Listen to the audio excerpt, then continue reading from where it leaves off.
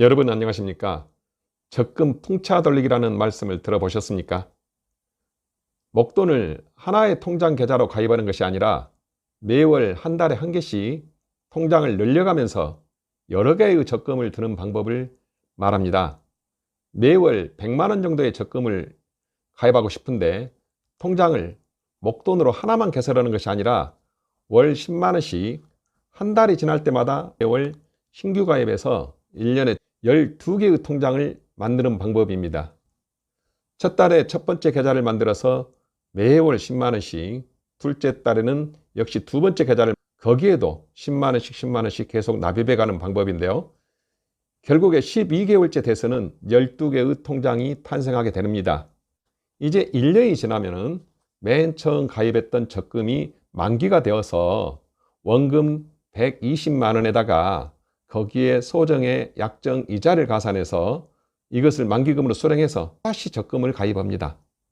이것을 역시 12번을 반복하겠죠. 그렇다 보면은 120만 원짜리의 통장이 이자가 계속 복리로 가산된다는 원리에서 속칭 적금 풍차 돌리기라는 방법을 많이 활용하고 있습니다.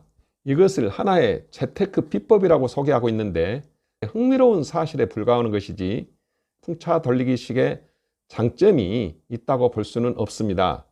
물론 거기에서는 유동성을 가질 수 있다, 재미있다 그런 표현을 쓰고 있지만은 재테크의 궁극적인 면에 있어서 수익률을 무시하고 있는 것입니다. 풍차 돌리기를 주장하고 있는 사람들을 보면은 뭔가 두 가지 사실에 대해서 망각하고 있지 않겠냐라는 생각이 듭니다. 첫 번째, 예금에 비해서 적금의 수익률이 낮다는 오해를 하고 있습니다.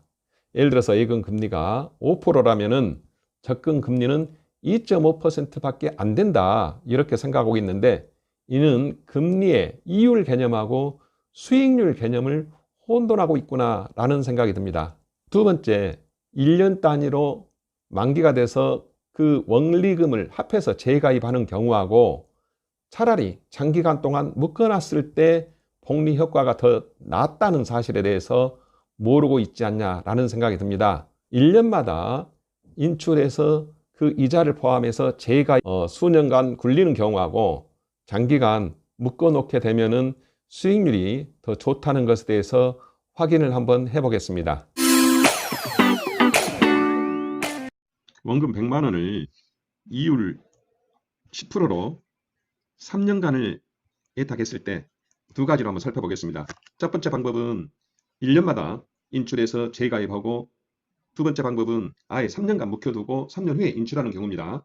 자, 그래서 먼저 첫 번째 방법으로 1년 후에 발생된 이자는 얼마입니까? 예, 10만 원입니다. 세율이 15.4%이므로 실질적인 세후 수익률은 얼마예요? 4,600원하고 원금 100만 원하고 그대로 다시 재예치를 합니다. 그 금액이 108만 4,600원이 되겠죠. 그러면 여기에서 이제 두 번째 해에 발생한 이자는 10만 8,460원이 됩니다. 여기에서 세후 수익률은 실질적으로 9만 1,757원이 발생합니다. 역시 2년 뒤에 100만 원하고 9만 1,757원을 인출해서 다시 재가입했을 때 이때 발생한 이자는 얼마냐? 11만 7,635원입니다. 이걸 세후 수익률로 보니까 세율 15.4%를 공제하고 나서 9만 9,519원이 됩니다.